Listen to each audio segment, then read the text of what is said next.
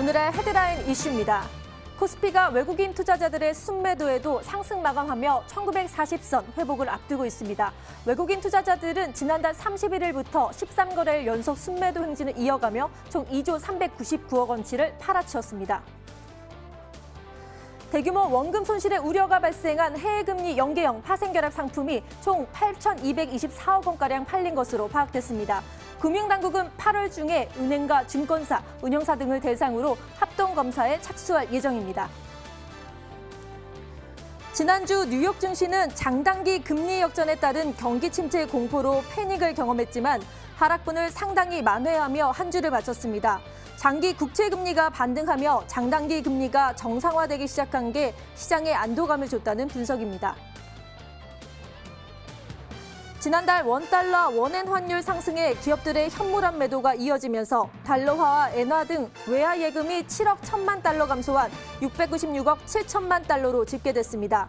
이는 지난 4월 이후 2달 연속 증가했다가 석 달 만에 감소로 전환했습니다.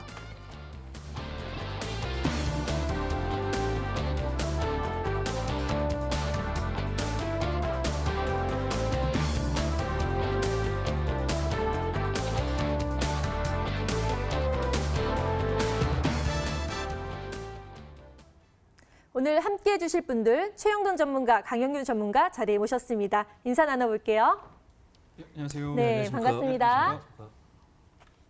네, 그럼 이제 주식시장의 명암을 가려보는 시간이죠. 아싸 인싸를 진행해 보도록 하겠습니다. 이하성 캐스터 소개해 주시죠.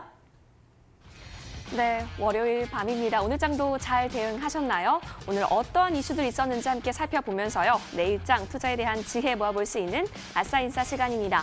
먼저 우리 증시를 웃게 했었던 인사 소식부터 살펴보도록 하시죠. 자, 바닥을 확인한 조선 업종에 대한 이야기입니다. 미중 무역 분쟁이 어느 정도 완화되어 가고 있죠. 사실 이전에는요. 미중 무역 분쟁이 조금 더 갈등이 첨예했었고 여기에 일본이요. 한국을 화이트리스트에서 배제하기까지 하게 되면서 이 조선 업종 해상 물동량이 좀 떨어지는 것이 아니냐라고 하면서 이런 우려가 지수에 선반영되어 있었습니다. 평균 PBR이 0.6배까지 하락을 했었는데요. 하지만 최근에 바닥을 확인한 걸까요? 외국인과 기관의 매수세가 유입이 되고 있습니다. 또 2분기 실적 또한 좋았고요. 어닝 서프라이즈를 했던 기업들까지 나타나게 되면서 반등에 성공한 모습 오늘 첫 번째 인사 소식으로 짚어봤습니다. 자, 이어서 다음 인사 소식으로 넘어가겠습니다. 자, 증권업계에서요, 이 코스닥 시장 반등을 대기하기 전에 좀 주목해 볼 만한 성장주들을 한번 뽑아봤습니다. 과연 어떤 것이 있을까요? 바로 여기에 작 적혀져 있는데요. 5G, 또 플랫폼, 건강, 기능식품 관련 섹터였습니다. 이유가 있었는데요. 자, 지난해 10월 급락장 이후에요. 이 주당 순이익 증가율 상위 종목이 지수 대비해서 또 우위에 있었다. 또 나쁘지 않은 흐름을 보였기 때문이라고 하네요. 이 세 종목은 참고해 보셔도 좋겠습니다. 자, 이어서 우리 주식시장을 앞불싸 좀 아쉽게 했었던 아싸 소식으로 넘어가도록 하겠습니다. 첫 번째 아싸 소식입니다. 코스피 시장에서요. 올해 상반기 1월부터 6월까지겠죠. 영업이익이요. 지난해 동기보다, 지난해 같은 기간보다 40% 가까이 급감했다라는 뉴스입니다. 아무래도 이 반도체 슈퍼 호황이 끝났고 여기에 삼성전자, SK하이닉스 등의 실적이 좀 저조했기 때문입니다. 게다가 주요 업종들에 있어서의 흑자폭도 많이 감소했기 때문인데요. 또 올해 원달러 환율이 좀 크게 상승을 하게 되면서 외환 평가 손실로 이어져서 기업들의 실적 부담 요인까지 함께 작용을 했다라는 소식, 아싸 소식에서 짚어봤습니다. 이어서 다음 아싸 소식으로 넘어가겠습니다. 엔터주에 대한 이야기인데요. 바닥 없는 엔터주 이렇게 제목을 꼽아봤습니다. 지난 16일에요. SM이랑 YG 엔터테인먼트 같은 경우는 52주 신저가까지 기록을 했고요. 자, JYP 엔터테인먼트도 역시 주가가 점점 빠지면서요. 52주 신고가 대비 반토막이 난 상황입니다. 사실 이 엔터주가 그 승리의 버닝썬 사태 이후에 좀처럼 반등할 기미를 찾지 못하고 있는 데다가 실적 악화까지 문제가 겹쳐져 있다라는 상황, 계속해서 좋은 흐름을 내고 있지 못해서요. 오늘 아싸 뉴스로 함께 다뤄봤습니다. 오늘 장 인사 아싸 소식 짚어봤습니다. 네, 오랜만에 조선 업종이 반등에 성공을 했고요. 또 주목받는 코스닥 성장주로 또 여러 가지를 말씀을 해드렸습니다. 그런데 또 반도체 부진으로요. 코스피 상장사의 상반기 영업이익이 위태위태하고 또 엔터주의 끝은 어디인가 투자 심리가 위축되는 이 상황에서 전문가님들은 이 네 가지 이슈 중에서 어떤 이슈에 집중하고 계시는지 이제부터 알아보도록 하겠습니다. 먼저 최영동 전문가님, 예. 네 가지 이슈 중에서 어떤 이슈를 콕 골라서 말씀을 해주실 건가요? 예, 그렇습니다. 일단 뭐 인싸 쪽에 포함이 되어 있는 이 뉴스를 가지고 시장을 좀 얘기를 좀 해드려야 될 것 같습니다. 네. 자, 일단은 뭐 주목받는 코스닥 성장주, 5G, 플랫폼, 건강기능식품이라는 헤드라인을 가지고 말씀드려야 될 것 같은데요. 일단은 5G 관련된 종목군들에 대한 강세 흐름들 여전히 좀 잘 진행이 되고 있다라고 보시면 좋을 것 같습니다. 자, 지수가 7월달, 8월달 진행되는 과정에서 상당히 좀 많이 빠졌음에도 불구하고 이 5G 관련된 부품주들 그리고 통신 장비주들 같은 경우는 뭐 지속적인 상승 흐름들 좀 보여주고 있습니다. 뭐 대표적인 종목이라고 할 수 있겠죠. KMW 같은 경우는 뭐 조정에 대한 틀 없이 계속적으로 좀 상승을 하고 있는 사안들이기 때문에 확실한 성장주로서 시장에 좀 자리 잡지 않았나라는 말씀드릴 수가 있을 것 같습니다.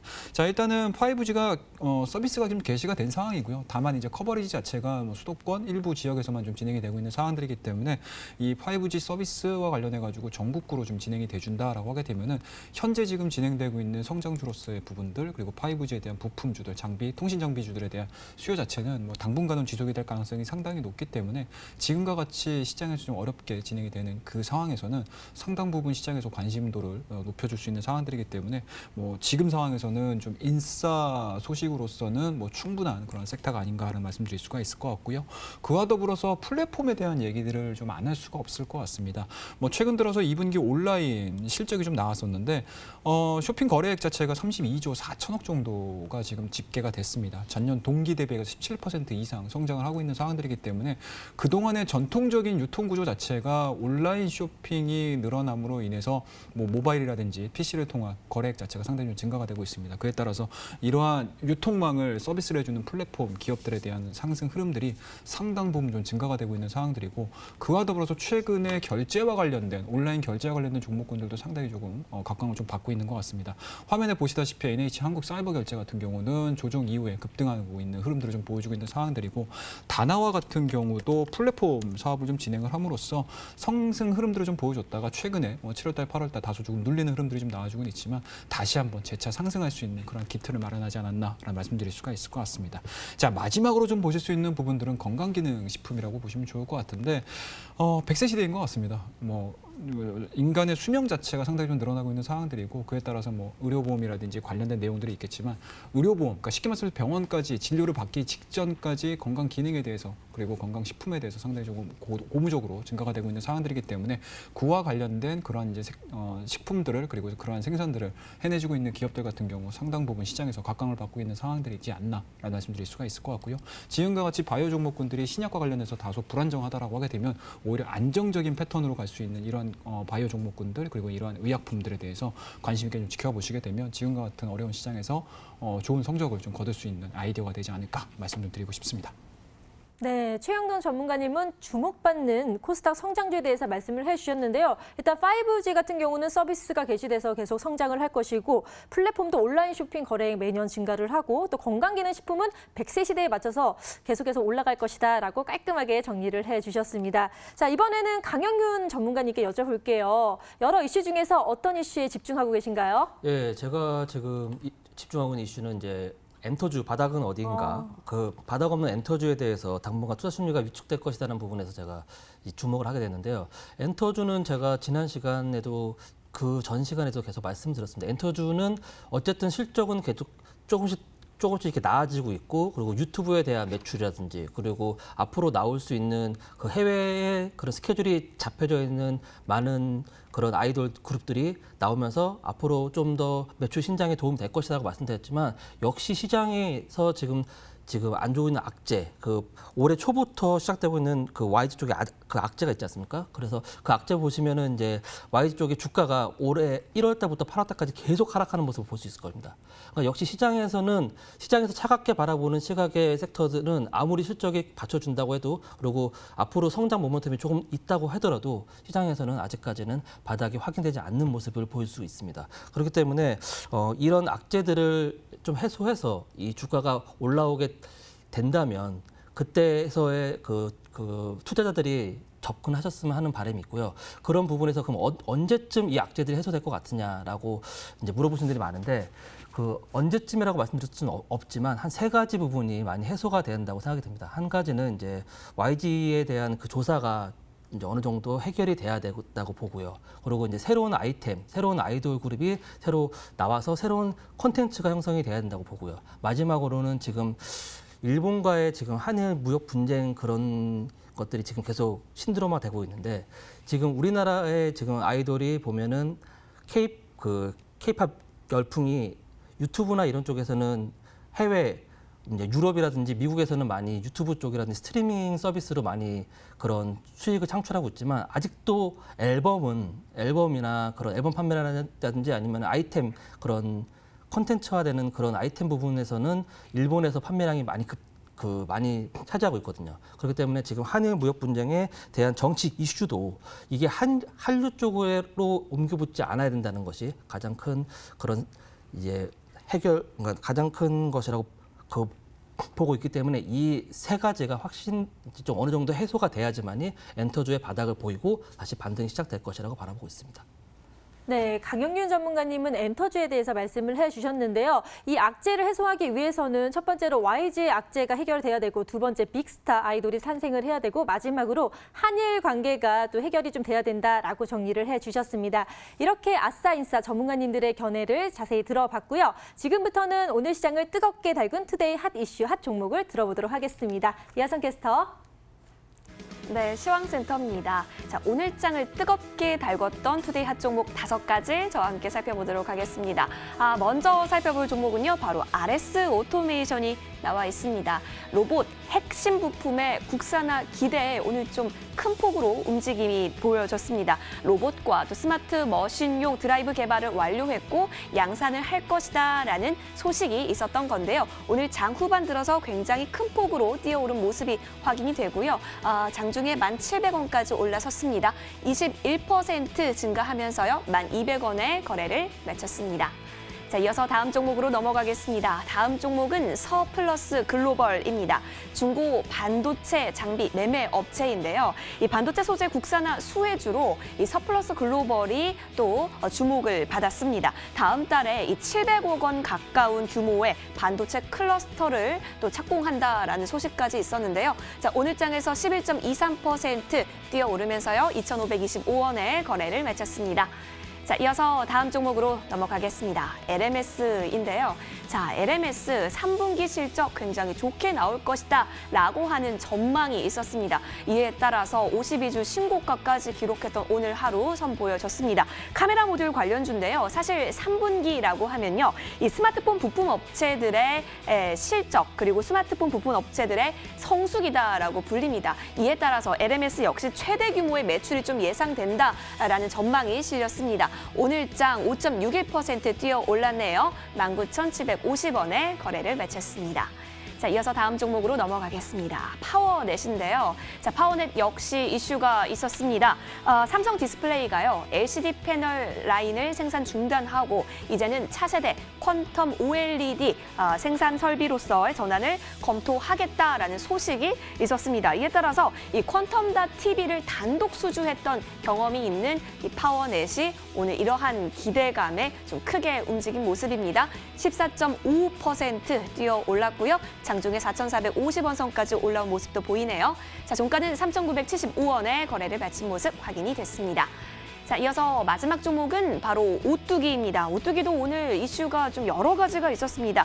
오뚜기가요, 영업이익 컨센서스를 좀 크게 하회하면서 2분기 실적 부진 이슈도 있었지만 이 지배구제 문제로 좀 실적 왜곡에 대한 이슈까지 더해지게 된 겁니다. 이에 따라서 장중에는요, 52주 신저가의 모습까지 좀 새로 쓰기도 했었는데요. 자, 1.20%까지 하락한 모습도 보여지게 됐습니다. 56만 3천원까지 내려온 모습 확인이 되고 있는 가운데 그래도 많은 낙폭을 좀 만회했습니다. 자, 0.17% 약보합으로 마감을 하면서요. 58만 2천원에 거래를 마쳤습니다. 자, 오늘 장을 들썩인 투데이 핫 종목 5가지 살펴보셨습니다. 네, 투데이 핫 정보 잘 들었습니다. 일단 로봇 기술을 보유하고 있는 RS 오토메이션이 정말 큰 폭으로 올랐고요. 또 서플러스 글로벌 반도체 호재로 인해서 상승을 했고 이 밖에도 LMS와 파워넷도 모두 상승한 모습을 보였습니다. 하지만 오뚜기가 실적 부진으로 인해서 하락하는 모습을 보였네요. 이 쟁쟁한 5가지 종목 중에서 전문가님들은 어떤 특징주에 관심을 모으고 있으실지 알아보도록 하겠습니다. 먼저 최영돈 전문가님, 예. 자, 하나만 선택을 하셔야 되는데 어떤 종목을 선택하시겠어요? 예, 일단은 오늘 조금 시세가 조금 불안정했었던 지금 오뚜기라는 종목을 좀 보셔야 될 것 같습니다. 자, 일단은 오늘 마이너스 0.17%의 종가로 좀 마감을 했었고요. 뭐 저가 부근을 보시게 되면 56만 3천 원대까지 밀리는 흐름들을 좀 보여줬습니다. 다만 오늘자에 대한 하락으로 얘기를 하자라는 말씀은 아니고요. 75만 원대에서 58만 2천 원대까지 이게 급락한 흐름들을 좀 보여주고 있는 상황들이기 때문에 앞서 우리 앵커님께서 말씀하셨던 뭐 지분 구조에 대한 부분들도 분명히 이슈가 뭐 불거지고 있겠지만 기본적으로 실적에 대한 우려감들이 주가에 좀 투영이 되지 않았나라는 말씀드릴 수가 있을 것 같습니다. 다만 이제 실적 시즌에서 통상적으로 보시게 되면 2분기 실적이 나오고 나서는 오히려 저평가 메리트가 이루어지면서 반등하는 것이 일반적인 상황인데 이 오뚜기 같은 경우는 실적이 나왔음에도 불구하고 저가 매수보다는 오히려 불안정한 흐름들을 좀 보여주고 있는 상황들이지 않나라는 말씀드릴 수가 있을 것 같습니다. 자, 그런 측면에서 보시게 되면은 3분기, 4분기, 하반기 실적에 대한 기대치들도 시장에서는 그렇게 긍정적으로 평가를 내리지 않는다라는 게 중론이지 않나라는 말씀드릴 수가 있을 것 같고요. 그 안에 있는 내용들을 좀 보시게 되면은 기본적으로 환율 약세 부분들, 쉽게 말씀해서 이익 구조에 대한 불균형이 이루어지고 있다라고 보시면 좋을 것 같습니다. 아무래도 내수 관련된 종목이기 때문에 원재료라든지 이런 부분을 수입을 해야 되는 상황이고요. 그렇다고 되면 현재 진행되고 있는 원화 약세는 뭐 당분간은 좀 부정적인 영향을 미칠 가능성이 상당히 높다라고 보시면 좋을 것 같고요. 그와 더불어서 대다수의 음식료 업종들이 시장에 급락하는 과정에서 지수 방어 성격은 부각이 될 수는 있지만 지수를 끌어올리거나 아니면 시장에서 대정주 역할을 해주기에는 현재 전반적으로 약세 흐름들로 좀 빠지고 있다라고 보시면 좋을 것 같습니다. 자, 그렇다라고 하게 되면은 지금 자리 정도가 어느 시점에서 왔냐라고 고민을 하셔야 될 것 같은데 동사 같은 경우는 2014년도에 대한 지점 부분들 그리고 2015년도에 대한 저점 그리고 2016년도에 대한 저점 그리고 2018년도에 대한 저점 구간들까지 지금 다 하락하는 그런 흐름들을 좀 보여주고 있는 상황들이기 때문에 지지라는 부분들로서는 다소 조금 불안정한 기술적인 분석들이 좀 이루어지고 있습니다. 그만큼 주가에 대한 움직임들이 하방으로 좀 흐른다 하더라도 기술적 반등이 이어진다 하더라도 3분기 실적에 대한 개선들을 좀 확인을 하시면서 진입을 하시는 게 좋지 않나라는 의견에서 오늘 조금은 좀 시세가 불안정했었던 오뚜기라는 종목에 대해서 말씀 좀 드리도록 하겠습니다. 네, 최영돈 전문가님은 오뚜기에 대해서 말씀을 해주셨는데요. 실적 부진으로 하락을 했는데 환율 약세로 이익 구조 불균형과 또 실적 개선 신호 확인 후에 진입을 하시는 게 좋겠다라고 분석을 해주셨습니다. 자, 이번에는 강영균 전문가님께 여쭤볼게요. 전문가님, 눈여겨보신 특징주 있으신가요? 예, 제가 오늘 눈여겨보는 특징주는 RS 오토메이션이라는 종목인데요. 네. 이 동사 같은 경우는 이제 로봇 모션 컨트롤에 대한 기술력을 보유하고 있는 회사입니다. 이 회사가 지금 오늘 급등했던 이유 중에 가장 큰 이유는 오늘 물론 이제 컨트롤 서버 드라이버에 대해서 뭐 그런 고성능 서버 드라이버를 개발했다는 이슈도 있지만 가장 중요한 건 이겁니다. 그동안에 일본향 그 소재와 그 부품들에 대해서 그 많은 그런 소비를 했었던 대기업에서 구매 확약을 동반했다는 겁니다. 그러니까 이제 니네가 그걸 개발하게 되면 우리가 사주겠다. 그 구매를 확약했다는 거기 때문에 그런 앞으로 향후 수요가 그리고 판로 개척까지 원활히 진행될 예정이라서 이 RS 오토메이션에 대한 앞으로의 성장 기대감이 더 커지는 거라고 바라볼 수 있겠습니다. 그래서 또 이제 글로벌 리스크가 확대되고 있는 상황에서 스마트 팩토리, 그러니까 이제 스마트 팩토리라고 하면 이제 이 RS 오토메이션이 개발한 그 로봇 판로에서 이제 스마트 팩토리가 많이 소요될 수 있는 데가 많이 있죠. 그런 이제 스마트 팩토리와 로봇 핵심 부품들의 국산화를 위해 대기업이 추진한 과제가 때맞춰 마무리돼 우리나라 로봇 업계에 앞으로 큰 기여를 할 것 같으라고 보고 있고요. RS 오토메이션이 아까 전에도 말씀드렸지만 가장 중요한 건 대기업들이 확약을 했다. 그렇기 때문에 앞으로 이제 로봇에 관련된 그 섹터들의 RS 오토메이션이 앞으로 견인 역할을 하지 않을까라고 바라보고 있고요. RS 오토메이션은 지금 오늘 주가가 28%까지 올랐다가 한 21%까지 마감하는 그림을 볼 수 있는데요. 지금 이 RS 오토메이션이 2017년도에 상장했을 때 가격이 11,800원입니다. 지금 1,200원에서 오늘 1,800원까지 올라갔으니까 앞으로 조금 더 상승할 수 있지만 상장했던 가격보다는 여기 저항에 많이 작용될 거라고 보고 있고요. 지금 보고 있는 차트는 주봉 차트인데 아직은 거래량이 지금 역배열에서 정배열로 흘러가는 그런 차트의 모습에서 이걸 돌파하려면 거래량이 조금 더 동반해야 되고 수급적인 측면이 아직은 조금은 부족한 것 같습니다. 그렇기 때문에 조정 구간을 거친 다음에 수급이 동반돼 상승하면 이제부터는 이 RS 오토메이션이 그 로봇의 섹터 쪽에 좀 기여할 수 있는, 그다음부터 그렇게 되면 이제 로봇 섹터들이 전부 다 전반적으로 성장할 수 있는 그림을 보이지 않을까라고 보고 있습니다. 네, 강영균 전문가님은 로보모션 컨트롤 기술력 보유를 하고 있는 RS 오토메이션에 대해서 말씀해 주셨는데요. 대기업들의 구매 확약으로 로봇 업계의 국산화 선도하는 기업이 될 수 있다라고 분석을 해 주셨습니다. 자, 이렇게 해서 오늘 장을 뒤흔들었던 뉴스와 특징주까지 짚어드렸고요. 이제부터는 시청자 여러분들이 가장 기다리셨을 바로 그 시간이죠. 스탁세일즈로 돌아오겠습니다.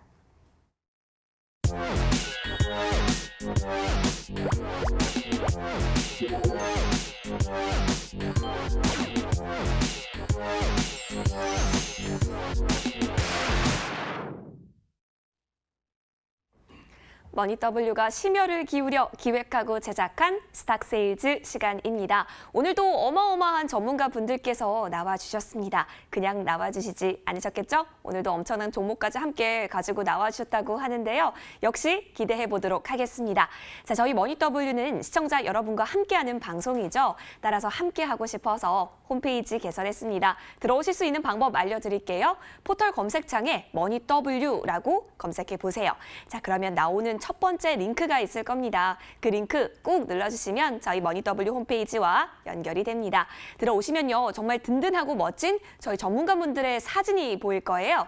자, 그런데 오늘 나와주시는 전문가 밑에 방송 입장이라고 보이실 겁니다. 이 부분을 오늘 밤 11시에 꾹 누르셔서 들어오시면요. 잠시 후 공개가 될 오늘의 승자가 알려지는 시크릿 종목이 공개됩니다. 이뿐만이 아니죠. 또 함께해 주신 분들 저희가 추첨을 통해서요. 푸짐한 선물까지 증정해 드리고 있으니까요. 많은 참여 부탁드릴게요. 자, 그럼 지난 무료 방송에서는 과연 누가 당첨이 되셨을까요? 지금 추첨을 했는데 바로 공개할게요. 짜잔! 네, 축하드립니다. 끝자리 번호가 6329님이시네요. 자, 꼭 성공 투자하실 수 있도록 저희가 응원 드릴게요. 자, 본격적으로 스탁세일즈 시작해 보고자 합니다. 그런데 그 전에요. 지난주 월요일에 나왔었던 종목들에 대한 움직임 봐야겠죠? 또 승자는 누구일지 지금 바로 화면 보여주세요.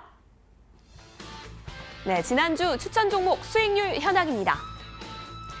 세트랙 I, 바로 강형균 전문가가 가지고 와 주셨는데요. 7.57%, 8월 14일 고가 기준 뛰어 올랐습니다. 자, 그리고 최용동 전문가가 가지고 와 주셨던 힘스가요. 역시 8월 19일 고가 기준으로 9.26%까지 올랐네요. 자, 그렇다면 승자는요? 네, 축하드립니다. 이번 주 우승자는 힘스를 가지고 와 주셨던 최용동 전문가시네요. 정말 축하드립니다. 자, 이렇게 승자를 또 확인하고 나니까요. 오늘은 과연 어떤 종목을 우리가 들여다보게 될지 더 기대가 되지 않으신가요? 지금 그 종목 구경하러 가보실까요?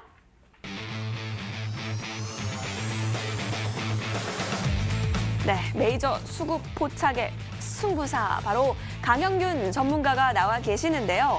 오늘 포착해 주신 종목은 바로 세 글자의 종목입니다. 힌트를 좀 전해드리면요. 자동차 부품주로 알고 있는데요. 이 자동차 부품 관련주에 있어서도 이 실적에 대한 내용이 너무 좋아서 오늘 안 갖고 나올래야 안 갖고 나올 수가 없었다라고 합니다. 과연 어떤 종목일까요? 잠시만 기다려주시면 풀네임과 함께 스탁세일즈 시작할게요. 자, 이어서 다음 전문가가 또 기다리고 계시죠? 자, 오늘의 승자시네요. 최용동 전문가. 추세, 추종, 대시세 포착 기법. 자, 이 대시세 포착 기법에 따라서 오늘 가지고 오신 종목도 역시 기대가 되지 않으신가요? 네 글자가 있는 종목인데 힌트를 보니까 카메라와 렌즈가 적혀 있습니다. 아, 맞습니다. 이 카메라 중에서도요, 이 스마트폰 카메라, 광학 렌즈라든지 광학 필터라든지 이쪽을 좀 생산하는 종목입니다. 과연 어떤 종목일까요? 이제는 맞추는 재미가 있는 스탁세일즈, 잠시 뒤에 풀네임과 함께 시작하도록 하겠습니다. 최용동 전문가는 사실 승자시기 때문에요. 잠시 후 밤 11시 저희 무료 방송 들여오시면 시크릿 종목과 함께 간단하게 종목 상담까지 도와주신다고 하니까요. 여러분 많은 참여 기다리고 있겠습니다. 자, 그럼 메이저 수급 포착의 승부사 강형균 전문가와 함께 스탁세일즈 먼저 시작하도록 할게요. 머니W 채널 고정!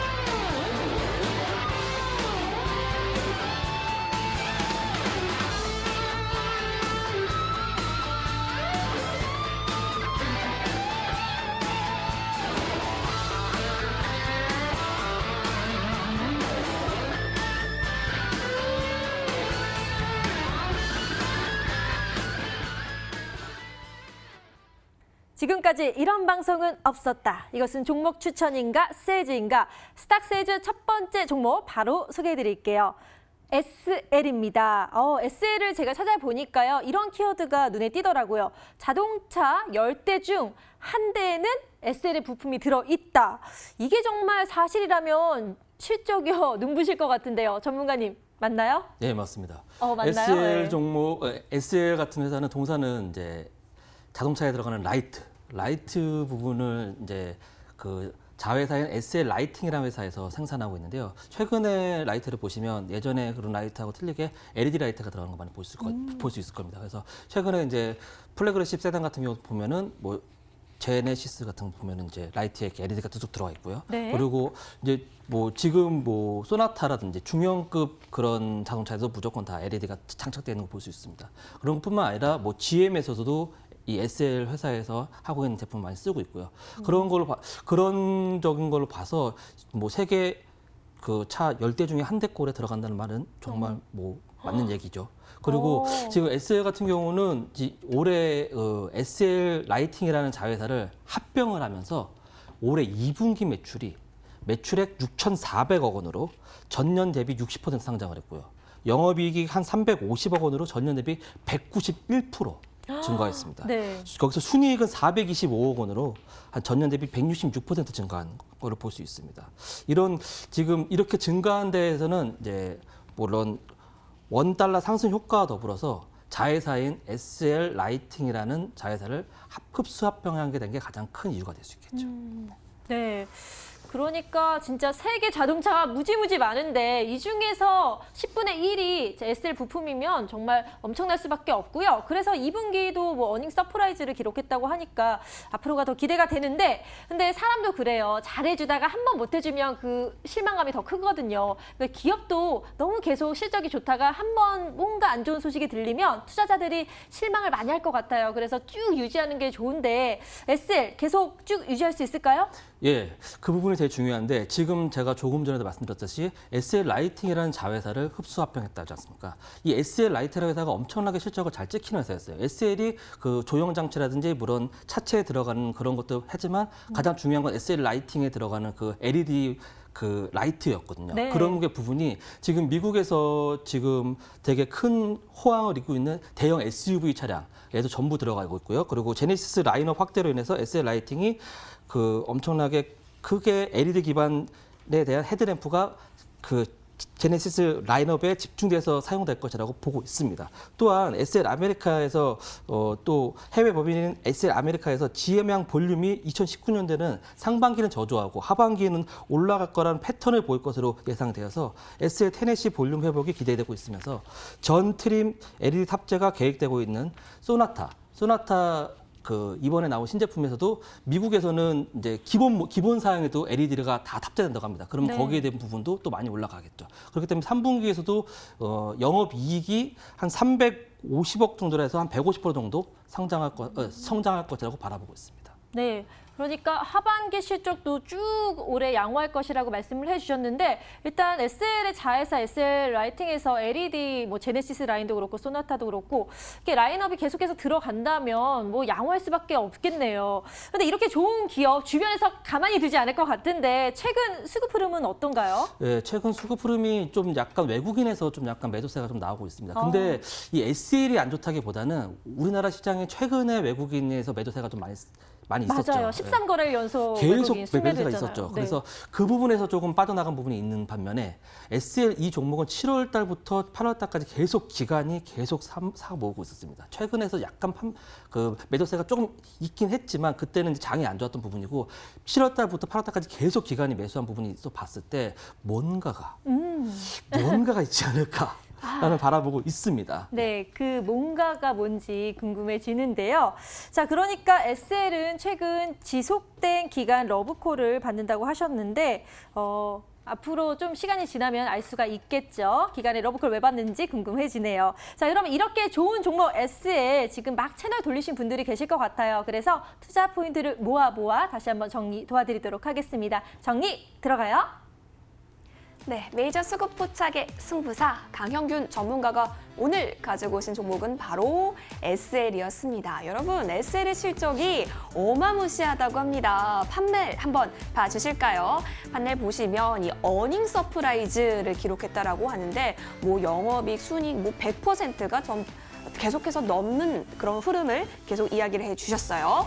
자, 게다가 하반기까지 이러한 양호한 실적이 계속될 것이다 라고 하니까요. 이 종목 우리가 무시할 수는 없을 것 같은데요. 게다가 또 기관이 끊임없이 러브콜을 보내고 있다고 합니다. 저희가 이 그래프를 준비해 봤는데요. 여기서부터 쭉 우상향하고 있는 거 보시죠. 그리고 지금 이게 7월과 8월인데요. 계속해서 고점 부근에서 매수가 되어지고 있는 모습이 확인이 되고 있습니다. 자, 기관은 러브콜을 보냈어요. 전문가님, 맞죠? 네. 네, 그런데 전문가님, 제가 또 질문이 생겼습니다. 기관은 러브콜을 보냈는데 외국인은 러브콜을 주지 아니하였습니다. 이게 어떻게 된 일일까요? 예, 그래서 안 그래도 그 부분에 대해서 좀 걱정이 되는데 외국인이 저는 이제 SL 이 회사가 안 좋아서 외국인이 빠져나갔다기보다는 앞으로 그러니까 우리나라 시장이 최근까지 외국인의 많은 매도세가 있습니다. 그러니까 외국인들이 많이 팔고 나가는 시장이었기 때문에 SL도 같이 좀 성장성이 탄탄한 기업이었는데 이 회사에서 잠깐 지금 한국 시장이 좋지 않으니까 잠깐 후퇴하자 이런 그런 시그널을 바라보는 것이 좋다고 보고 있고요. 그거에 대한 타당한 이유로는 SL에 대해서 그 외국인이 많이 매도세가 있었지만 불구하고 그 따른 주가는 그렇게 계속 떨어지진 않았습니다. 계속 봤을 때 계속 어느 정도 그동안에 한국 주가는 계속 빠졌었는데 SL에 대한 주가는 그 정도 견고하게 버텨주고 있는 거 봐서는 기간의 매수세도 있었긴 했지만 그 외국인의 매수세가 그렇게 세지는 않았다. 그러니까 외국인의 매도세가 그렇게 세지는 않았다고 바라보고 있습니다. 그렇기 때문에 외국인의 매도세에서는 크게 신경 쓸 것은 아니고 우리나라 시장을 바라봤을 때 많은 전문가들이 이렇게 바라봅니다. 앞으로 우리나라 시장 어떻게 바라보세요? 외국인이 들어오면 성장합니다. 네. 그러니까 그때 그런 부분에 맞춰서 외국인이 조금이라도 또 매수세가 들어오면 그 성장하는 부분에서 가장 폭발적으로 성장할 수 있는 게 SL이지 않을까라고 바라보고 있습니다.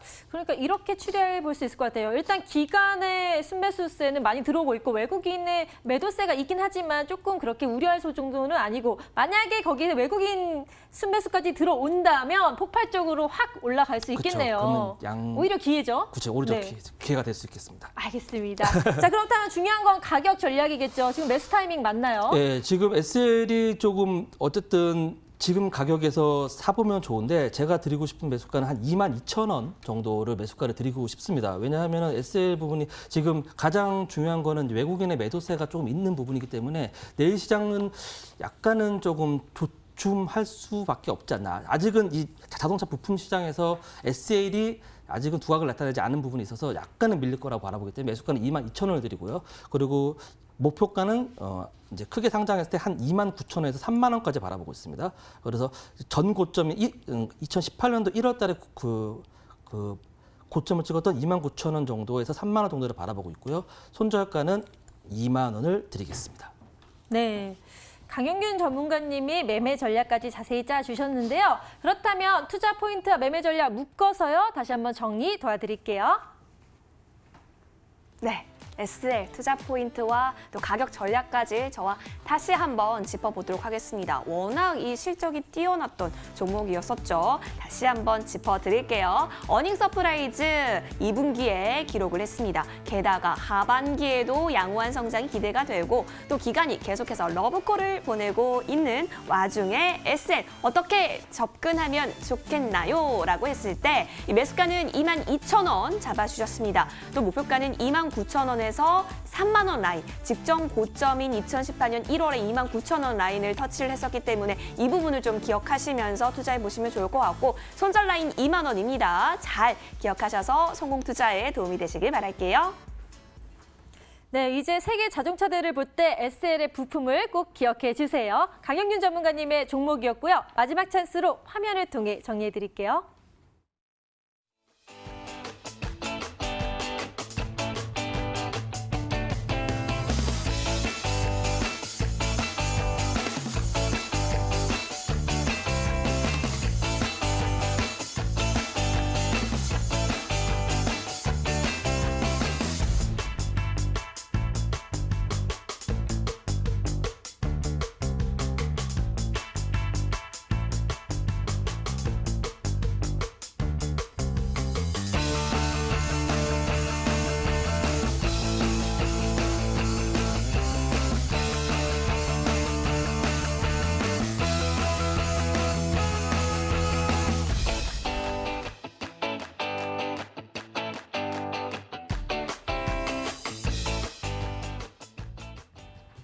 지금까지 이런 방송은 없었다. 이것은 종목 추천인가 세일즈인가. 자, 오늘의 우승자 최영돈 전문가님과 함께할 텐데요.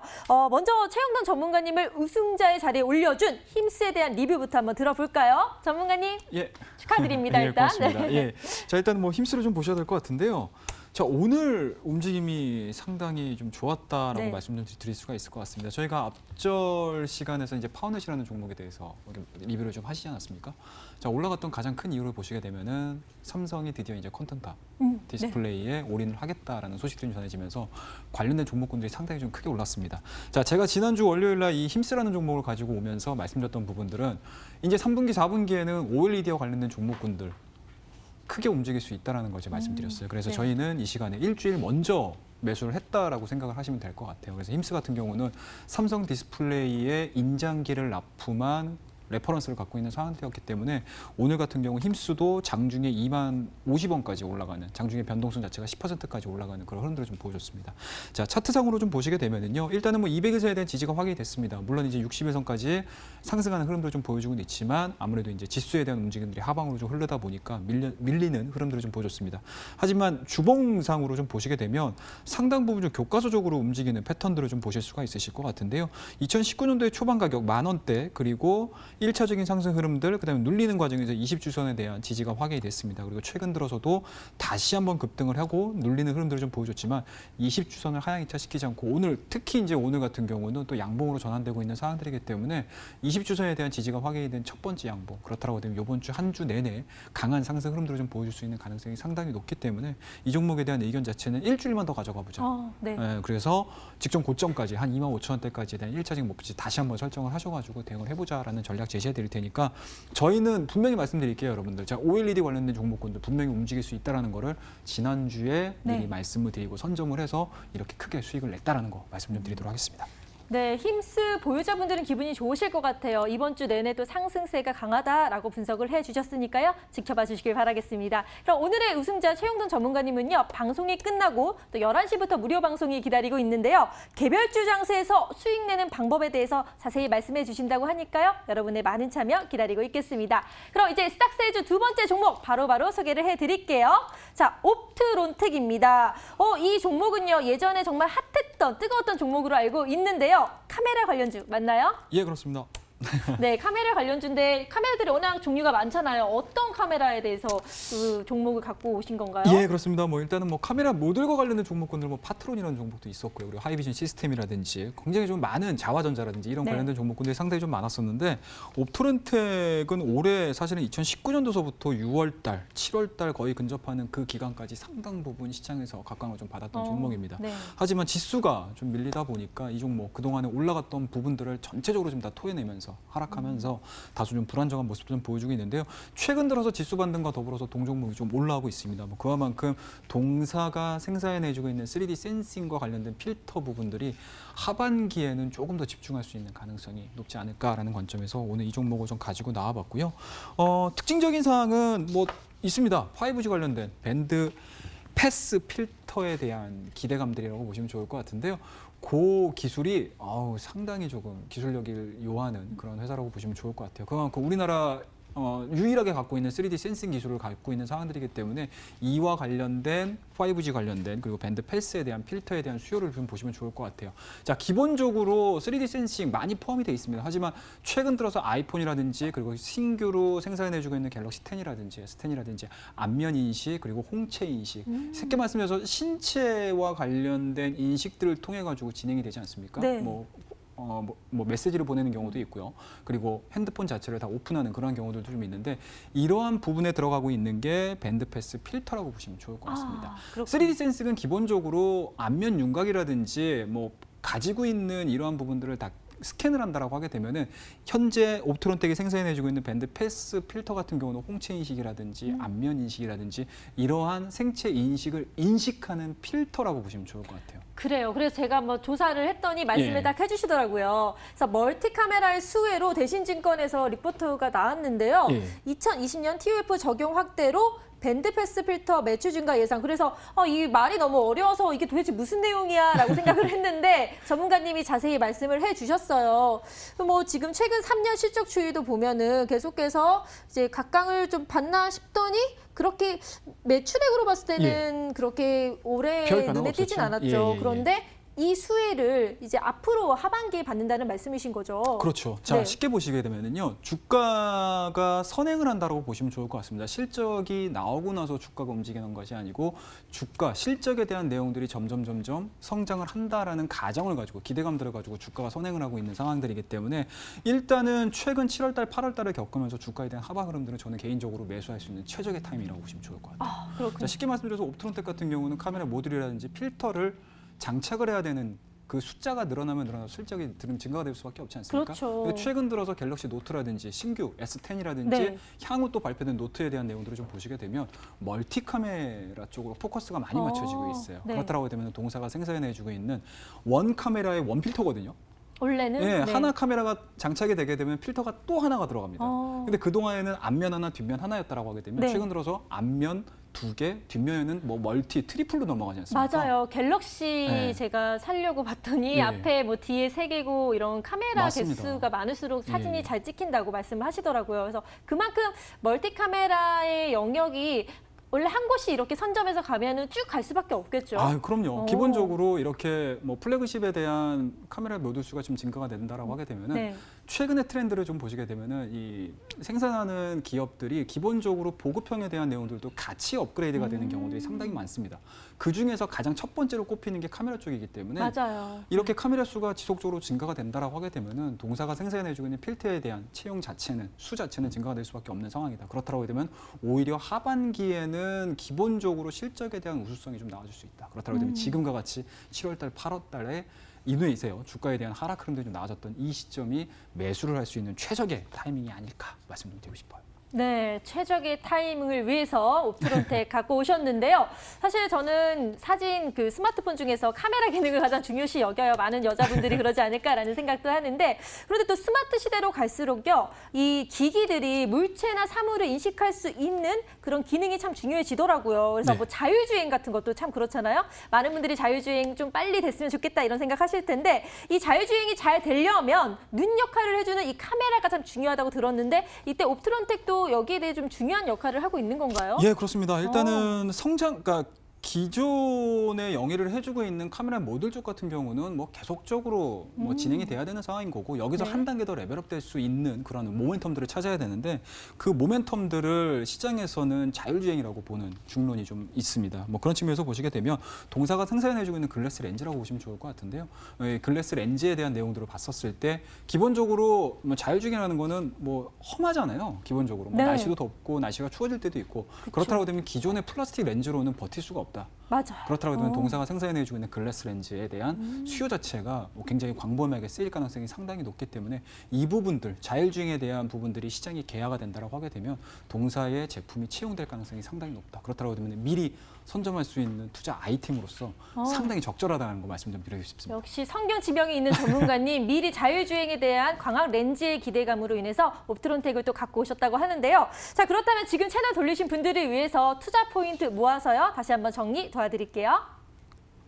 네, 스마트폰 카메라 요새는 하나보다는 뭐 두세, 네 개씩 나오는 스마트폰들이 굉장히 많죠. 그때 수혜를 얻을 수 있는 종목에 대해서 오늘 최영동 전문가께서 가져와 주셨네요. 판넬 같이 보실까요? 자, 옵트론텍인데요. 이 멀티 카메라 뭐 한두 개가 아니라 뭐 여러 가지 이 카메라가 나오게 되니까 이러한 여러 가지 카메라 채용에 따라서 공급이 늘어날 수밖에 없겠죠. 자, 그리고 이 3D 센싱이라고 해서요. 뭐 안면 인식이라든지 홍채 인식 등이 가능해지는 밴드 패스 필터가 이제 신규 적용을 될 수밖에 없고 또 이거에 있어서 기대 모멘텀을 갖고 있다라고 얘기해 주셨습니다. 이뿐만이 아니죠. 또 자율주행이 있어서도 가장 중요한 역할을 하고 있는 그 카메라 물체를 잘 인식해야 될 테니까요. 그런 광학 렌즈에 있어서도 성장 기대감이 있다라고 모멘텀 얘기해 주셨습니다. 아니 근데 최영동 전문가님, 예. 네 제가 또 질문이 생겼습니다. 예. 사실 뭐 카메라가 많이 늘어나고 있고 멀티 카메라가 생기고 있고 좋습니다. 그런데 핸드셋 수요 자체가 요즘은 조금 떨어지고 있기 때문에요. 이런 구조적인 문제가 있는 상황에서 카메라만 늘어난다고 우리가 좀 좋은 종목이다 이렇게 바라봐도 되는 건지 제가 좀 궁금해지네요. 예, 그렇습니다. 일단은 가장 큰 문제점이 이제 수요에 대한 감소 부분이라고 말씀드릴 수가 있을 것 같은데 일단은 뭐 1차적인 수요에 대한 감소 부분들, 수요 감소 부분들에 대한 내용들은 카메라 수로서 어느 정도 커버가 될 수 있습니다. 뭐 그런 측면에서 보시게 되면 일단은 1차적으로 하반 경직성을 보여줄 가능성이 상당히 높고요. 그와 더불어서 최근 들어서 앞서 언급드렸듯이 보급형 카메라에 대한 부분들까지 좀 업그레이드가 되고 있는 사항들이기 때문에 최근에 플래그십에서에 대한 수요 부분에 대한 이제 축소 부분들을 보급형으로 채워줄 수 있다. 그와 더불어서 신흥국 시장, 특히 이제 인도 같은 경우 그리고 이제 한솔테크닉스 같은 경우는 베트남 공장에서 상당히 좀 많이 생산해내주고 있지 않습니까? 그 물량 자체가 신흥국 시장을 좀 타겟으로 좀 진행을 해주고 있는 사안들이기 때문에 신흥국 시장에서 삼성이 어느 정도의 포지션을 가져가느냐에 따라서 이 주가에 대한 부분들, 수요 부분들까지는 좀 커버가 좀 들어갈 수 있지 않을까 생각을 좀 해볼 수가 있을 것 같아요. 그럼 이제 커버가 되니까 걱정할 필요 없다라고 말씀을 해주셨는데 그럼 중요한 매수가, 목표가, 손절가를 좀 알아볼까요? 예, 그렇습니다. 짧게 말씀 좀 드리도록 하겠습니다. 자, 일봉에 대한 움직임들을 좀 보셔야 될 것 같은데 일본 같은 경우 일단 200에서에 대한 지지가 확인이 됐습니다. 그리고 오늘 같은 경우도 3.79% 탄탄한 지지가 확인이 돼주고 있고요. 그와 더불어서 기관 쪽에 대한 매수세가 상당 부분 좀 크게 진행이 되고 있는 상황들이기 때문에 뭐 지금 자리 정도에서는 충분히 매수 관점으로 좀 볼 수가 있다라고 말씀드릴 수가 있으니까요. 내일 오전장 한 5,900원을 매수가로 좀 제시를 해드리도록 하겠습니다. 자, 그리고 매수가 완료가 좀 되시게 되면요. 직전 고점까지 좀 보도록 할게요. 자, 61선까지에 대한 1차적인 목표치 수익 관점에서 설정을 해서 대응을 한번 해보자라고 말씀드리고요. 뭐 손절 라인은 굉장히 좀 러프하게 좀 드리도록 하겠습니다. 아무래도 동사가 가지고 있는 성장성이 너무나 뚜렷하게 진행이 될 수 있는 가능성이 좀 있기 때문에 짧은 손절가보다는 조금은 더 깊은 폭을 좀 드리도록 할 테니까요. 5,200원 최근에 보여주고 있는 저점 구간이겠죠. 5,200원을 설정을 해서 대응을 해보자라는 가격 전략 제시해드리도록 하겠습니다. 네, 그럼 매매 전략과 투자 포인트 묶어서요. 두 번째 정리 바로 도와드리도록 할게요.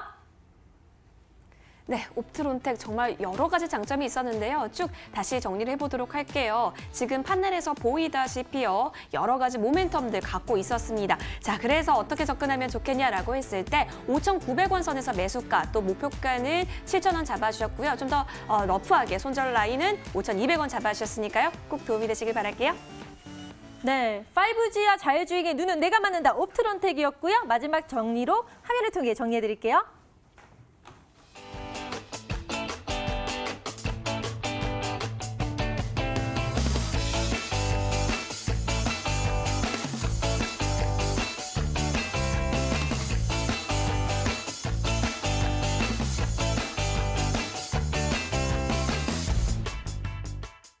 네, 잠시 후 방송 종료 11시부터 최영동 전문가님의 무료 방송이 기다리고 있으니까요. 여러분들의 많은 참여 기다리고 있겠습니다. 자, 오늘도 끝까지 함께해 주신 여러분 고맙습니다.